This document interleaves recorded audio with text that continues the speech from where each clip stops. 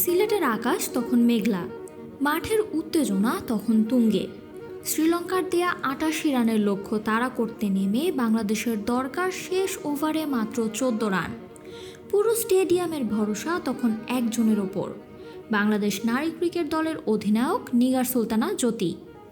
ওভারের প্রথম বলেই ক্যাচ দিয়ে যখন নিগার ফিরছেন, তখন হারের শঙ্কায় স্তব্ধ পুরো গ্যালারি।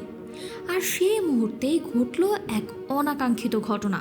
আউট হওয়ার হতাশা থেকে মেজাজ সামলাতে না পেরে রেগে নিজের ব্যাটটি সজোরে মাটিতে আছাড় মারলেন নিগার। টাইগ্রাস অধিনায়কের এই অসংযত আচরণ এড়িয়ে যায়নি আইসিসির চোখ। ফলাফল যা হওয়ার তাই হলো।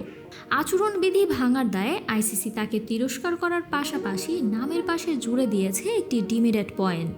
নিগার সুলতানা নিজের ভুল স্বীকার করে শাস্তি মেনে নিয়েছেন ঠিকই, কিন্তু মাঠের সেই এক বলের আক্ষেপ আর একটি ডিমেরিট পয়েন্ট তাকে কতটা ভোগাবে, সেই প্রশ্ন রয়েই যায়।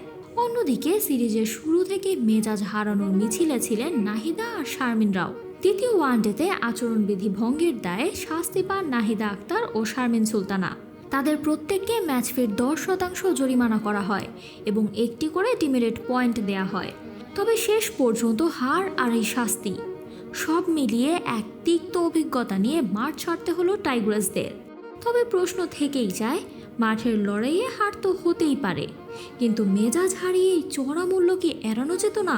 জ্যোতির এই এক ভুল ভবিষ্যতে তাকে আরও বড় বিপদে ফেলবে কিনা সেটি এখন দেখার বিষয়। Samantha, beyond border sports. আরও আপডেট পেতে সাবস্ক্রাইব করুন আমাদের ইউটিউব চ্যানেল এবং ক্লিক করুন বেল আইকন। ফলো করুন টিকটক ও ফেসবুক পেজে।